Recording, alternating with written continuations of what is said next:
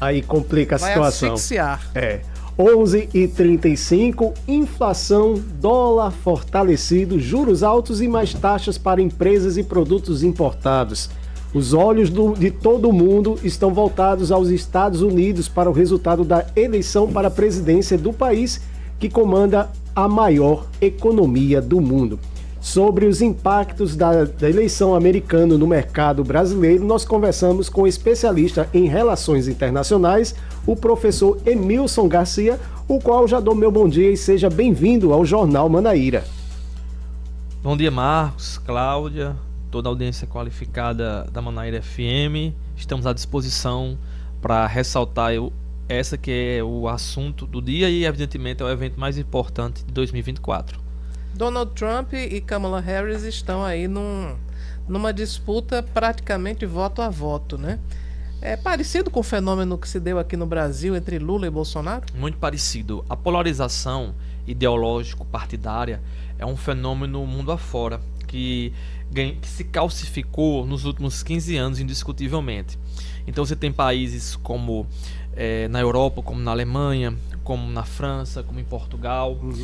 A gente percebeu isso também no fenômeno latino-americano, o pêndulo ideológico necessariamente de uma parte, durante um tempo, vai para a direita, a partir de outro momento, contexto demográfico, socioeconômico, vai para a esquerda, e os Estados Unidos vivenciam essa polarização ideológica. Eu posso destacar desde 2012 a vitória de Obama sobre o Mitt Romney, já foi por uma diferença de 3 milhões de votos, e já ali já havia, evidentemente, Marcos, uma discussão mais riente, uma diferença clara entre que vota os estados da região que a gente chama do Costa Leste e da Costa Oeste como interior. Assim como no Brasil a gente tem uma diferença nítida de como vota o Norte e Nordeste para o Centro-Sul, nos Estados Unidos, se você perceber o mapa, você vai ver uma cor acentuada de azul na Costa Leste e na Costa Oeste, os chamados grandes centros urbanos, e o vermelho tomando conta do cinturão do Sol e do interior americano, a área mais rural. E o vermelho é Kamala? O vermelho é Trump e o azul certo. é Biden. Tá. O azul é Biden. No caso, Kamala agora, né? Perdão, desculpa. Kamala. Kamala. Biden é o presidente atual. Biden já foi. Já foi. Vai se Quer dizer, aposentar da política. Continua sendo presidente, mas não está Até o dia 20, disputando. até o dia 20 de janeiro. Então essa polarização se acentuou. Então a percepção do americano interiorano oposta diametralmente do eleitor que mora nos grandes centros urbanos. Então, as necessidades. Então, o eleitor do interior, por exemplo, ele vê muita questão econômica. É importante ressaltar, por exemplo, que aqueles estados onde você vê mais na fronteira dos Estados Unidos, chamado de Cinturão do Sol, onde hoje vive o fenômeno da migração, que foi um gargalo do governo Biden, esse estado tende a ser mais republicano. É bom que se acentue isso. Nos grandes centros, os debates são outros. O debate econômico... Porque os moradores, eles se ressentem da presença dos imigrantes? E, aliás, teve até uma fala de Trump que comparou os imigrantes ilegais a animais, que eu achei de uma grosseria. Na verdade, houve algumas falas extremamente desagradáveis, como a questão do que os imigrantes estavam comendo gatos, ou seja, que não se quadram... Gatos e cachorros, né? Não se quadram com a realidade. Já foi desmentida pelos próprios governantes dessas cidades. Aliás, ele falou isso num debate e o próprio apresentador disse que não era verdade. Lá faz o fact-check no debate norte-americano, né? Inclusive, geralmente tem 3 debates nos Estados Unidos. Esse ano só teve um debate, ele não quis participar dos outros 2. Então, esse eleitor mais do interior, ele tem uma visão mais conservadora, os valores, a religiosidade é algo que impacta a tomada de decisão destes. Nos centros urbanos, porque tem 3 grandes temas hoje que eclodem na eleição americana, que é o debate da imigração, o debate da economia e o debate do aborto no país. Agora, eu vi, estava consultando aqui, que a disputa de ambos é pelos votos da Pensilvânia. Qual a importância da Pensilvânia nessa eleição? Importante destacar, Marcos, que os Estados Unidos é quase o tamanho do Brasil, os Estados Unidos é maior do que o Brasil. Então, numa campanha no Brasil, um candidato ele visita os estados, todos os estados da federação, bem dizer. Nos Estados Unidos não, a gente tem estados já predominantemente democrata e republicano. Em cada eleição você vai ter 7 ou 8 estados onde você não vai ter uma predominância de uma cor. são chamados estados pêndulos, ou swing states, Uhum. que um ano vota numa eleição vota de uma cor, na outra eleição vota a depender da conjuntura socioeconômica, por exemplo. Então, entre esses estados que temos Nevada, Arizona, aí Carolina do Norte e Geórgia, aí os estados da cintura da ferrugem, Wisconsin, Pensilvânia, Wisconsin, Michigan, temos a Pensilvânia. A Pensilvânia é quase que uma Minas Gerais do Brasil, Cláudia. Sabe que eu ia te perguntar isso? Uhum. Porque me parece que quem vence na Pensilvânia vence a eleição. Isso. E é o que acontece por algum estranho fenômeno no Brasil também, né? Minas Gerais, ele pega um pouco de tudo do Brasil. Ele pega um pouco da influência nordestina na parte mais norte, né, na parte central, e a parte sul mais ali de São Paulo. Então ali a cor, por isso que Tem uma Minas miscigenação acaba sendo esse demográfica que dá um panorama do panorama, país. um microcosmo do país. A Pensilvânia é parecido com isso. Primeiro que a Pensilvânia tem 19 delegados. Uhum. Então é difícil o caminho da vitória de um dos candidatos sem passar pela Pensilvânia. Inclusive na eleição de 2020, que foi no sábado ao resultado final, a partir da vitória da Pensilvânia foi possível constatar a vitória do Joe Biden. Mesmo depois, a gente enxergando que mesmo sem a Pensilvânia, naquele momento ele teria ganho, porque ele conseguiu ganhar no Arizona e Nevada e na Geórgia, por incrível que pareça, estados que eram tradicionalmente republicanos. Então, a Pensilvânia tem esse microcosmo, tem uma parte rural acentuada, onde famosa indústria de carvão, e hoje chama indústria do fracking, que é do gás natural, que pôs os Estados Unidos na posição de maior exportador de gás natural do mundo. Então é um litoral mais conservador. Você tem os grandes centros urbanos, onde você vai ter outras determinações, por exemplo, a questão referente à questão de imigração não é um tema central, por exemplo, na Pensilvânia. Então tem uma máfia de trabalhadores que era nessa parte mais a Filadélfia, Pittsburgh. Se você pegar um mapa eleitoral americano, você vai perceber, por exemplo, na Filadélfia, Pittsburgh, que ela vai dar 85% dos votos. Os grandes centros urbanos. No interior vai ser o inverso. O Trump vai ter 70%, 60% dos votos. Então também é uma visão, é dividido tal qual o país. O pensamento rural tem outros determinantes e o pensamento dos grandes centros urbanos também difere destes. E um elemento importante que se destaca na Pensilvânia que é um fenômeno daquela região que pega Ohio, que pega Iowa, que pega Michigan, Wisconsin e um pouco do Minnesota, é a desolação de uma máfia de trabalhadores, Cláudia, nos últimos anos. Com a globalização, ali era uma região onde você tinha muita indústria, cinturão do aço. E você tinha esses trabalhadores, mesmo sem a formação superior, eles viviam bem, tinham sua casa, tinham seu carro, viajava de férias, ou seja, o sonho americano construído. E que foi exportado nessa chamado American Way Life, estilo de vida americano. E de repente, com a globalização, de repente aquela fábrica, numa cidade de 10 mil habitantes, que empregava 2 mil funcionários, vai para a China, porque lá ele paga $2 uma hora, e nos Estados Unidos ele paga $8. Então, essa fábrica foi para lá, e criou-se essas cidades fantasmas nesse bolsão.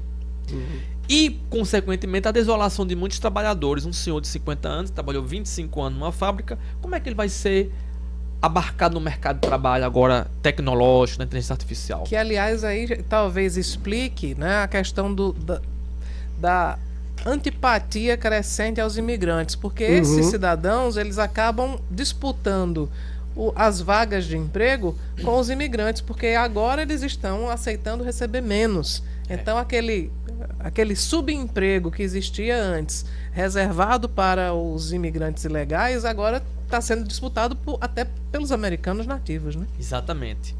O que especialmente na região que pega o cinturão do sol, estados como Nevada, como Arizona, isso tem mudado muito a demografia. Então, uma parte do eleitorado americano enxerga o imigrante como essa ameaça, né?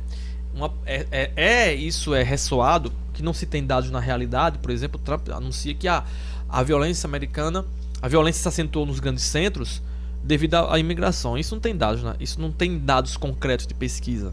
Brasil, por exemplo, a violência se acentuou, mas não tem nada a ver com imigração. Não. Agora então, a droga, sim. A droga tá ligada. Aí se acentua esse discurso que chega a uma parcela da população que já vê o imigrante como uma ameaça do emprego e vai gerando, infelizmente, a xenofobia, que também é um fenômeno que acontece na Europa. como na França, como na Itália. Só que é uma estratégia ousada, porque há muitos imigrantes que votam e há muitos descendentes também de imigrantes, porque os Estados Unidos, eles estão repletos de imigrantes. Os Estados Unidos vivenciou uma mudança demográfica assim, sem precedentes. Você tem um país que houve uma mudança no panorama religioso, houve uma mudança no panorama de cor, de trabalhabilidade. Então, por exemplo, você já tem estados, vou dar um exemplo, o Texas. O Texas é um estado tradicionalmente republicano, que fica ali na fronteira, né? 40 delegados lá, só perde para a Califórnia, que tem 55. Há 20 anos, a diferença que o republicano dava no Texas era 30 pontos, 70 a 30. Hoje a diferença é de 8, 9 pontos. Por quê? Porque o Texas hoje está repleto de imigrantes latinos. E esses latinos têm uma tendência natural a votar no Partido Democrata. Claro, e até porque se Donald Trump está lhe comparando a um animal, você vai votar nele? Se bem que é importante ressaltar que o latino que vota na Flórida, que geralmente é descendente de cubano, tem uma tendência a ser republicano, mais uma faceta eleitor americano. A Flórida é um swing states, mas Obama ganhou, por exemplo, swing na Flórida. State é o estado do pêndulo. Pêndulo, Esse que não tem um posicionamento não tem. Até 2016 era um estado do pêndulo. Tá. Em 2000, Obama ganhou lá 2 vezes, pra você ter uma ideia. Em 2016 e 2020, Trump ganhou lá. Muito por causa desse registro desses eleitores republicanos, especialmente latino e descendência, muito descendente de Porto Rico também, e de Cuba, que tem essa maior resistência a votar no democrata. Por isso que, nos últimos anos, o Flórida tornou-se um estado republicano. Agora, comercialmente falando, agora vamos puxar a sardinha aqui para o nosso lado, para o nosso país. Comercialmente falando, é mais vantagem a gente ter Kamala Harris ou ter Donald Trump na agora, presidência? Eu vou só reposicionar um pouco. Enfim, seria melhor para um Brasil governado por Lula atualmente, Boa. Né? A eleição de Kamala ou a de Trump? Interessante essa questão. Eu acredito inicialmente que o pragmatismo ele move as relações internacionais entre Brasil e Estados Unidos. Você teve em 2000 a 2002, a 2004, 2003 e 2004, uma relação de Lula com Bush, que foi uma relação muito boa. Bush de direita, mais conservadora, e Lula mais progressista. Uma relação boa. Mas Bush não chegava perto do perfil Trump, de Trump, não, que é mais radical. Mais moderado. O Bush era um direita mais moderado. Certo. Já a relação de Obama com Dilma Rousseff não foi uma relação tão profícua, porque houve aquela questão do envolvimento do grampeamento de e-mails da presidente, né? Que gerou uma tensão. E, efetivamente, por exemplo, você tem a relação de Bolsonaro com Trump não se acentuou em grandes acordos comerciais, como a gente pensava, mesmo com alinhamento ideológico. E também a relação do Brasil com Biden com Lula também não se desagou em relação. Inclusive, quando o Brasil teve a primeira visita oficial, que foi nos Estados Unidos, o Brasil saiu um pouco frustrado, porque o Biden tinha prometido em 2020 que pagaria um fundo de 20 bilhões para a Amazônia, mas como defende na reunião, esse fundo chegava a 100 milhões. Quando ele saiu da Casa Branca, foi um pouco frustrado. Sim. Então, os Estados Unidos é nosso segundo maior parceiro comercial. Os Estados Unidos hoje rivaliza com a China a influência na América Latina. Há 20 anos, os Estados Unidos era o maior parceiro comercial de uma dezena de países na América Latina. Hoje, basicamente, ele tem apenas 2, como o México, como a América Central, Panamá, e 2 Colômbia. Mas ele rivaliza. Então, há essa região que ele tem hoje uma tensão de parceria. Está vindo existindo, então é algo maior. Do ponto de vista aqui no Brasil, o próprio presidente Lula evidenciou sua torcida por Kamala. Né? Isso, inclusive, não é algo comum nas relações internacionais, um presidente de fora anunciar o apoio. Para o Brasil, então assim, primeiramente, um pragmatismo, independente de quem ganha, deverá marcar, porque os Estados Unidos têm interesse de continuar vendendo a indústria de transformação tecnológica, microeletrônica que eles trazem para cá, ao mesmo tempo que a gente tem interesse de ficar investindo nos nossos commodities da grande fronteira do agronegócio, indiscutivelmente. Do ponto de vista internacional, da agenda global que o Brasil quer capitanear, do meio ambiente, por exemplo, a Câmara, um partido democrata é mais interessante para o presidente Lula, porque o próprio presidente Trump já anunciou que vai sair do Acordo de Paris. Ano que vem a gente recebe a COP. O Acordo Então, de Paris diz respeito às questões de meio ambiente e sustentabilidade, né? Sustentabilidade, exatamente, 2015. E os Estados Unidos fora do Acordo de Paris significam um caos, né? Um caos, porque é um dos maiores poluidores. E você tem hoje, ano que vem você tem o Trump tirou em 2017, o Biden reposicionou em 2021 e ele ameaça tirá-lo. Então, esse debate ecológico, sustentabilidade, mudança climática, o Brasil hoje faz parte, o Brasil vai sediar a COP em Belém. Pode ser esvaziado. O Brasil teme isso. Então essa agenda global que o Brasil quer liderar, ele teme esse enfraquecimento caso Trump ele vença. Além do que, para a direita brasileira, vai ver como uma vitória também, né? A gente acompanhou em 2020 as eleições americanas, você tinha aquele eleitorado mais de tendência lulista torcendo para o Biden, aquele tendência mais bolsonarista torcendo para o Trump.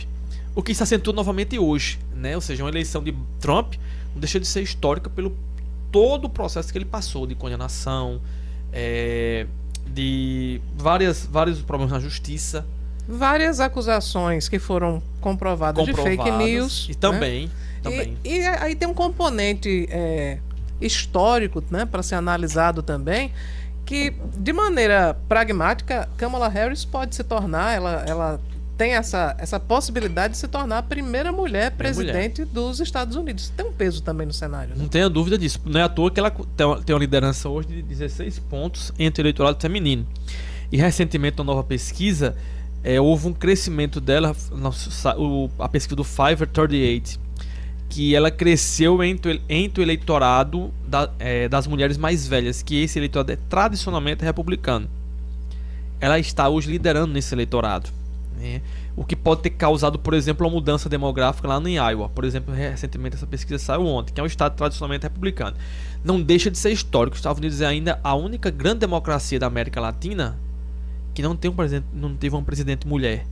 O Brasil já teve, a Argentina já teve, a Cristina Kirchner, o Chile já teve, a Bachelet, o México teve agora, e os Estados Unidos agora pode ter a sua primeira presidente mulher. Lembrando que Hillary ganhou no voto popular em 2016, mas não teve um número suficiente de delegados, né? Pois é, eu queria chegar nesse ponto que é complicado, a história dos isso aí, delegados. Porque é totalmente diferente da nossa eleição. Pronto, o voto lá, como é que se dá? Não é direto. E outra coisa, qual é a previsão de divulgação do resultado? Que aí também é onde reside outro nó. Porque até eles votam ainda na cédula de papel.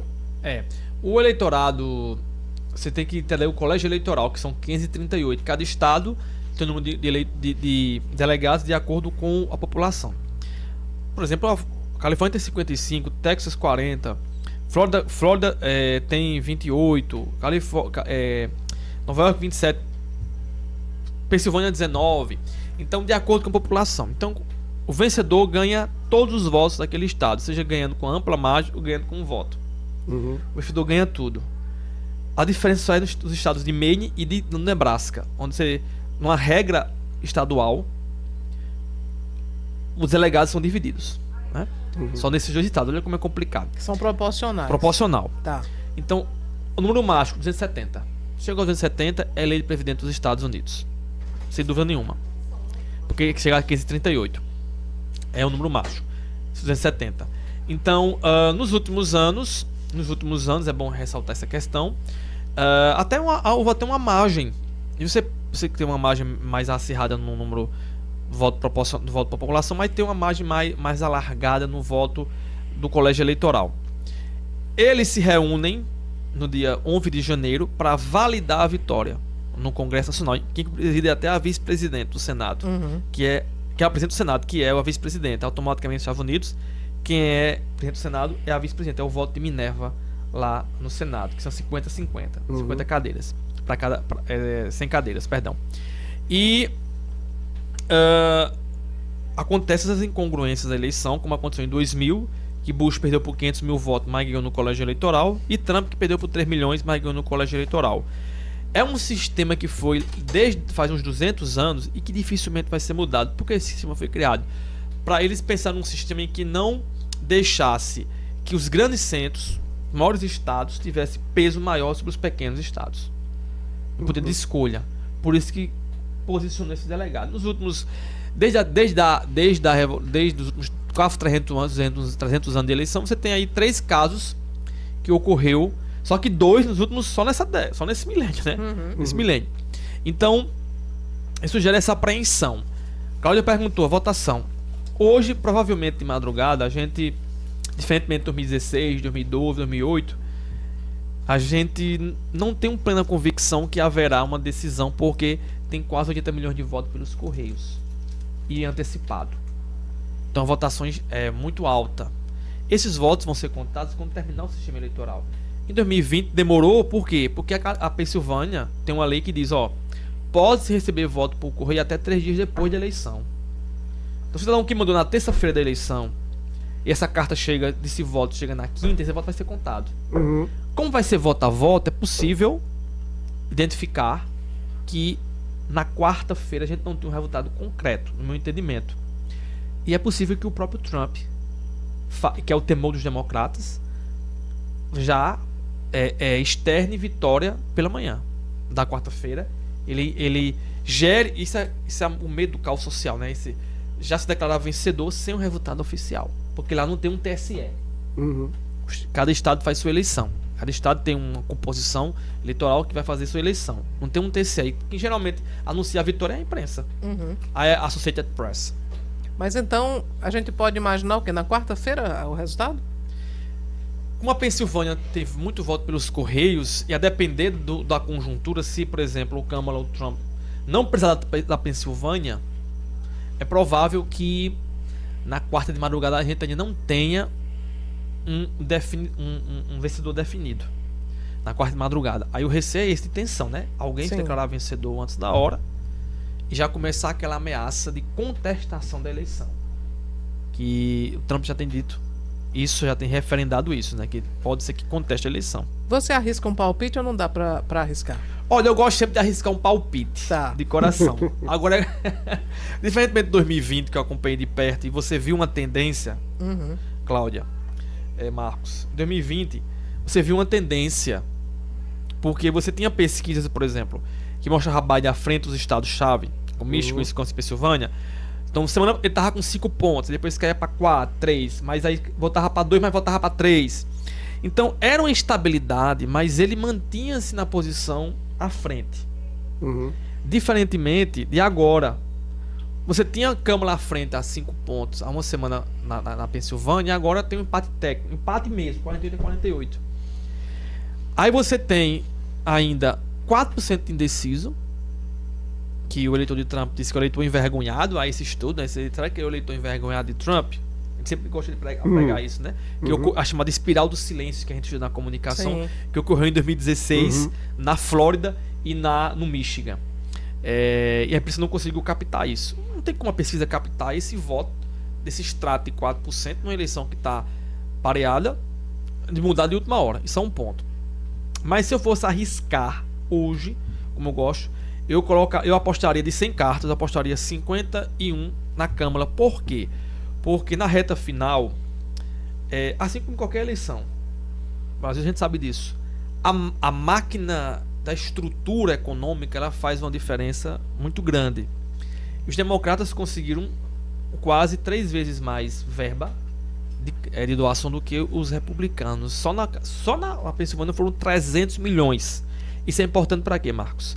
Não só para visibilidade midiática, TikTok, a YouTube, a TV. Para impulsionar o conteúdo. Impulsionar conteúdo, até também para... Até porque lá funciona diferente daqui. Aqui a gente tem um horário que é pago. Eles pagam o horário. Eles mesmo pagam do bolso, né? No caso das doações. As doações. E além disso, tem o fato da questão de mobilizar os voluntários. Os voluntários eles recebem também, alguns recebem, para chegar casa a casa de eleição, como está acontecendo agora hoje. Casa a casa e liga. Então, a reta final, essa captação de recursos, ela dá um gás no processo eleitoral. Que pode chegar, pode mudar o pleito. Então, por causa disso, porque assim, as pesquisas mostram muita estabilidade, até as pesquisas qualitativas. Então, por exemplo, alguns acham a Trump melhor na economia, a Câmara na perspectiva do aborto. Então, Por isso que eu acredito que eu apostaria 51 fichas em Câmara. Muito Mesmo bem. sabendo que vai ser uma eleição extremamente voto a voto. Vai ser mesmo muito disputada e a gente vai acompanhar, né, o resultado e as repercussões também aqui para